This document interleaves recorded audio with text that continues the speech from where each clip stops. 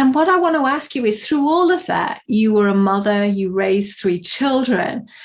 And I'd go as far to say, you didn't just raise three children, you raised three leaders. Right, Patty? So what I want to ask you is, how did being a mother, right, and through all of this, how did that shape your leadership in business? Like, what did you learn from that you brought into business? It's a fabulous question, and it's spot on. Early in the journey, when I realized, so this was a surprise divorce for me. I was gobsmacked. And I knew there were problems in our marriage, which, like many women, I thought a third child would solve, right? Okay. So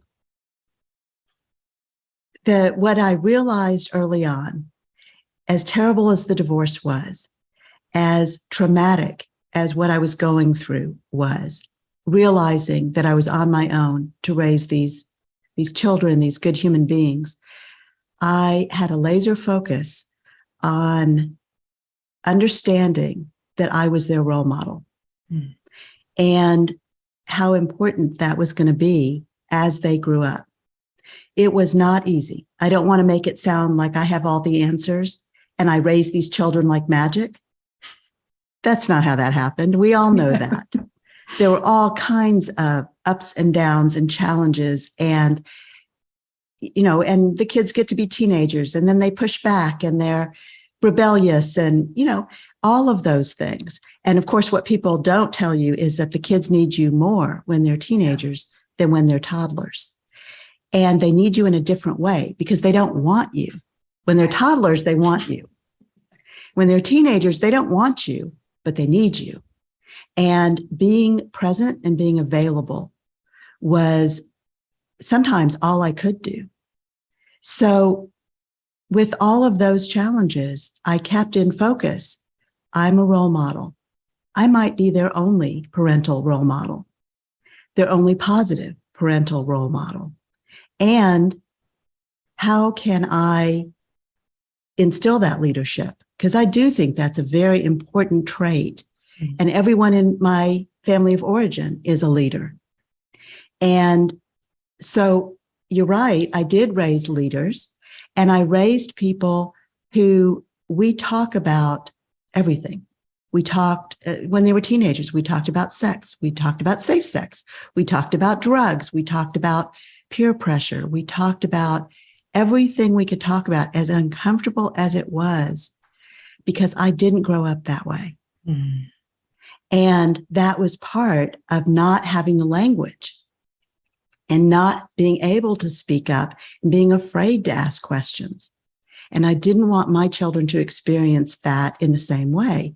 Again, a lot of that is generational. Yeah.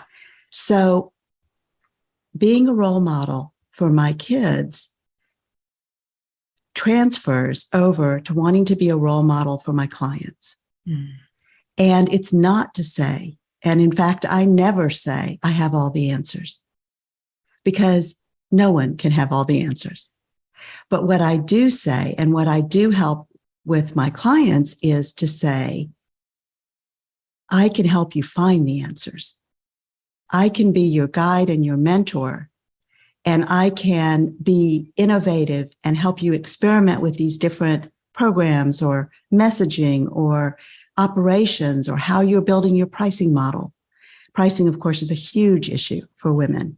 Mm. It is really for every small business owner, but especially for women, because we undervalue ourselves and we underprice our services.